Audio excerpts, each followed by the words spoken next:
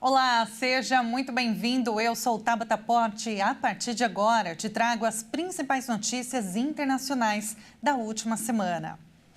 Após 500 dias de bombardeios israelenses na faixa de Gaza, cerca de 2/3 de todos os edifícios no pequeno território palestino estão destruídos ou danificados.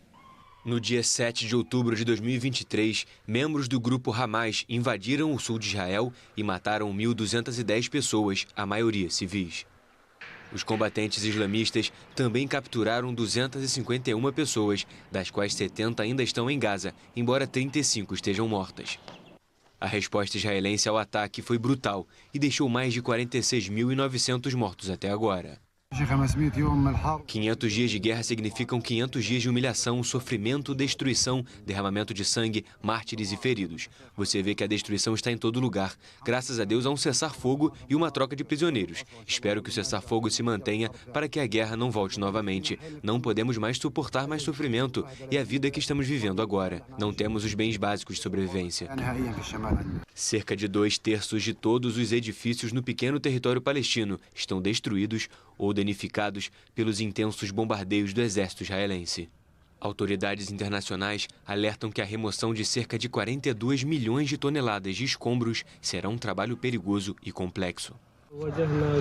É muito difícil. Nós sofremos deslocamento, opressão, humilhação, destruição. Nossas casas foram destruídas. Gaza é inabitável. Está totalmente destruída. Gaza é inabitável para humanos, nem mesmo para animais.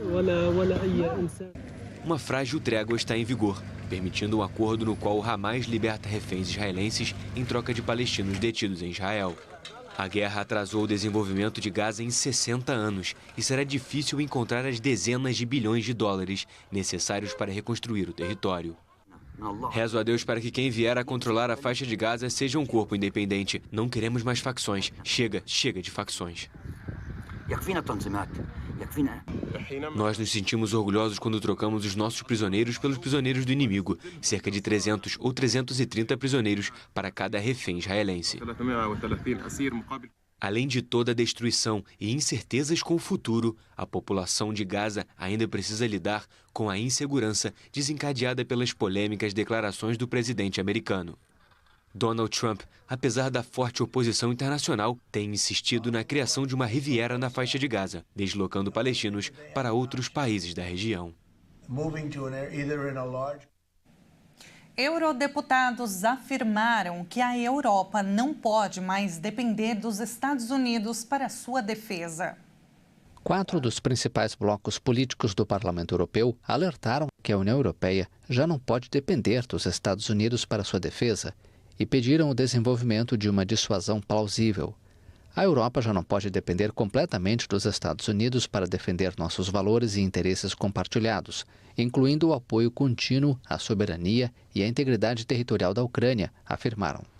Devemos enfrentar essa nova realidade e redobrar nosso esforço europeu conjunto na defesa da Ucrânia e na segurança europeia, indicaram os 4 blocos. O documento foi assinado pelo Partido Popular Europeu, os Socialistas e Democratas, o Renovar Europa e os Verdes. Nesta terça-feira, os chefes da diplomacia dos Estados Unidos e da Rússia mantiveram uma primeira rodada de conversações na Arábia Saudita para discutir a normalização da relação bilateral e avaliar passos em direção ao fim do conflito na Ucrânia, mas sem a presença da União Europeia ou dos ucranianos. Para os 4 blocos políticos do Parlamento Europeu, não pode haver negociação sobre a Ucrânia sem a Ucrânia e a União Europeia à mesa. E não pode haver negociação sobre a segurança europeia sem a União Europeia. Um estudo publicado na última semana na revista Nature garantiu que o derretimento das geleiras se acelerou nos últimos 10 anos em todo o mundo e também advertiu que o fenômeno leva a uma elevação irreversível do nível do mar. O derretimento das geleiras se acelerou na última década em todo o mundo. É o que garante um vasto estudo publicado na revista Nature. A pesquisa adverte ainda que o fenômeno leva a uma elevação irreversível do nível do mar.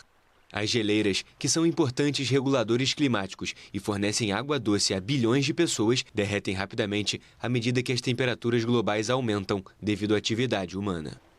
Em uma avaliação sem precedentes, uma equipe internacional de pesquisadores constatou um forte aumento no degelo, com aproximadamente 36% mais gelo perdido entre 2012 e 2023, em comparação com o período de 2000 a 2011. Em média, são perdidas cerca de 273 bilhões de toneladas de gelo a cada ano, o que equivale ao consumo de água da população mundial durante 30 anos. De acordo com cientistas da Universidade de Zurique, embora impactantes, esses resultados não são totalmente surpreendentes, dado o ritmo do aquecimento global.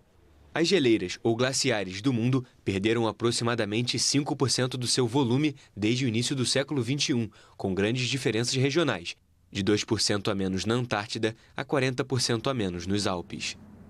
A pesquisa, coordenada pelo Serviço Mundial de Monitoramento de Geleiras, a Universidade de Edimburgo e o grupo de pesquisa Earthwave, reuniu uma grande quantidade de medições de campo e dados de satélite para estabelecer pontos de comparação. O governo argentino anunciou uma investigação urgente sobre o lançamento de uma criptomoeda promovida pelo presidente Javier Milei, que foi derrubada horas depois de uma publicação nas redes sociais do mandatário ultraliberal, entre as acusações de fraude e pedidos de impeachment. O governo argentino anunciou uma investigação sobre uma criptomoeda promovida pelo presidente Javier Milei. Segundo imagens transmitidas pela imprensa local, Milei havia publicado na rede social X uma mensagem fixada em seu perfil por mais de 5 horas com um link para o projeto chamado Viva la Libertad Project. O anúncio do presidente ultraliberal afirmava que a criptomoeda era um projeto privado dedicado a incentivar o crescimento da economia argentina, financiando pequenas empresas e empreendimentos argentinos. Economistas e especialistas no universo cripto da Argentina, bem como vários políticos da oposição, rapidamente criticaram Milei e apontaram que esse ativo digital poderia ser uma fraude. Horas depois, o presidente excluiu a publicação e explicou que não estava ciente dos detalhes do projeto e, depois que tomou conhecimento, decidiu não continuar divulgando. Com o aumento das críticas, a presidência argentina informou ainda na noite de sábado que, diante dos fatos, Milei decidiu intervir de forma imediata com o escritório anticorrupção para determinar se houve conduta imprópria por parte de qualquer membro do governo nacional, incluindo o próprio presidente. Também anunciou a criação de uma unidade de força-tarefa de investigação encarregada de iniciar uma investigação urgente sobre o lançamento da criptomoeda e de todas as empresas ou indivíduos envolvidos na operação. De acordo com especialistas em finanças digitais, cerca de 80% do ativo digital estava nas mãos de poucos antes do apoio de Milei. Depois da publicação do presidente, seu valor cresceu exponencialmente, de décimos a um pico de 4.978 dólares. Os detentores originais começaram a vender com lucro de milhões, mas o valor do ativo despencou em seguida. O Banco Interamericano de Desenvolvimento e a Agência de Cooperação Internacional do Japão anunciaram um fundo de US$ 1 bilhão, cerca de 5 bilhões de reais, para cofinanciar projetos que impulsionem o crescimento sustentável, isso na América Latina e no Caribe. O brasileiro Ilan Goldfein, presidente do Banco Interamericano de Desenvolvimento, anunciou em um comunicado um fundo de US$ 1 bilhão, 5,6 bilhões de reais para a América Latina e o Caribe. A iniciativa é uma parceria com a Agência de Cooperação Internacional do Japão e pretende cofinanciar projetos que impulsionem o crescimento sustentável dessas regiões. No comunicado, Goldfein disse que a parceria está pronta para gerar mudanças transformadoras, que não apenas catalisarão o investimento privado, mas também promoverão a inovação e o crescimento econômico.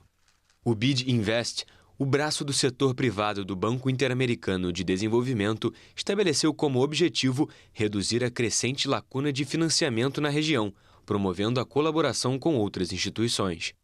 O texto diz ainda que o fundo tem o potencial de se expandir para US$ 1,5 bilhão após 3 anos. De acordo com a Agência de Cooperação Internacional do Japão, a instituição está comprometida em apoiar o setor privado para resolver os problemas sociais mais profundos da América Latina e do Caribe. A agência vem investindo na região há mais de 40 anos e formalizou sua parceria com o BID em 2011. A gigante tecnológica americana Meta, dona do Facebook, Instagram e WhatsApp, vai instalar um cabo submarino conectando 5 continentes ao longo de 50 mil quilômetros para aumentar a capacidade e ainda a confiabilidade da transmissão de dados digitais. A Meta anunciou que vai instalar um cabo submarino conectando 5 continentes ao longo de 50 mil quilômetros. A gigante tecnológica americana espera, assim, aumentar a capacidade e a confiabilidade da transmissão de dados digitais. Apelidado de Projeto Waterworth, este é o projeto de cabo submarino mais ambicioso da dona do Facebook, Instagram e WhatsApp. O cabo vai passar por Estados Unidos, África do Sul, Índia, Brasil e outras regiões. De acordo com a empresa americana, a iniciativa representa um investimento plurianual de vários bilhões de dólares. Os cabos submarinos são uma infraestrutura essencial, responsáveis por quase todas as comunicações digitais do mundo. De acordo com um relatório do Center for Strategic and International Studies, publicado em agosto de 2024, os quase 450 dutos atualmente instalados em todo o mundo se estendem por 1,2 milhão de quilômetros. 4 empresas compartilham quase todo o mercado: a Subcom, dos Estados Unidos, a Alcatel Submarine Networks, da França, a Nippon Electric Company, do Japão, e a HMN Technologies, da China. Mas gigantes digitais como a Meta decidiram agora desenvolver suas próprias infraestruturas diante do enorme desafio econômico representado por estes cabos. Guardas ambientais começaram na última semana a abater golfinhos encalhados em uma praia remota na Tasmânia, na Austrália, após o fracasso das tentativas de levá-los de volta ao mar. A tragédia do encalhe de cetáceos voltou a ocorrer. 157 golfinhos foram encontrados nas areias de uma praia remota na ilha da Tasmânia, no sul da Austrália. A situação mobilizou um grande número de veterinários para tentar ajudar os animais. Sem conseguir devolver os mamíferos ao mar, autoridades locais decidiram iniciar um processo de eutanásia. O Departamento de Meio Ambiente da Tasmânia confirmou que muitos golfinhos já morreram naturalmente e que os sobreviventes estão cada vez mais estressados com o sol intenso e os ventos fortes. Acredita-se que os animais encalhados são de uma espécie de águas profundas pouco conhecida e chamada de falsa orca. É razoavelmente comum que grupos de falsas orcas encalhem nas praias da Austrália. Mas autoridades destacaram que foi a primeira vez em 50 anos que estes animais ficaram presos nesta região remota da Tasmânia. As falsas orcas podem atingir até 6 metros de comprimento e são conhecidas por serem uma espécie altamente social. Indra e sua mãe, Delila, são 2 dos 80 rinocerontes de Sumatra, possivelmente restantes no mundo. O nascimento do filhote no Parque Nacional da Indonésia aumentou a esperança pela conservação da espécie criticamente ameaçada. Indra é estrela no Parque Nacional Waikambas, em Lampung, na Indonésia. O filhote de rinoceronte de Sumatra nasceu em novembro de 2023 e tem crescido saudável para a alegria de visitantes, veterinários e fotógrafos. Ele e a mamãe dele lá são 2 exemplares de uma população bem pequena desses paquidermes no mundo. Também há rinocerontes de Sumatra selvagens em Aceh, mas o último relatório estima que haja menos de 80 indivíduos na Indonésia e no mundo, porque atualmente eles só existem na Indonésia. Havia uma população na Malásia antes, que foi extinta em 2019. O rinoceronte de Sumatra é a menor das espécies de rinocerontes e a que tem características mais primitivas. Como seus parentes africanos, possui 2 chifres, sendo o anterior muito maior do que o posterior. Apresenta uma pelagem marrom acastanhada única entre os membros da família. O rinoceronte de Sumatra vive uma vida solitária. É por isso que sua população na natureza é ameaçada quando a floresta natural é danificada, porque isso os separa ainda mais, então eles não se encontram e é mais difícil acasalar. De acordo com especialistas, o intervalo entre gestações é de 4 a 5 anos e cada fêmea tem 5 filhotes no máximo em seu tempo de vida. Por isso, Indra é tão importante. O bebê rinoceronte cresce sendo uma esperança para ajudar a aumentar a família dessa espécie tão diferente. E esta edição fica por aqui. Outras notícias você acompanha ao longo da nossa programação. Muito obrigada pela companhia e até a próxima.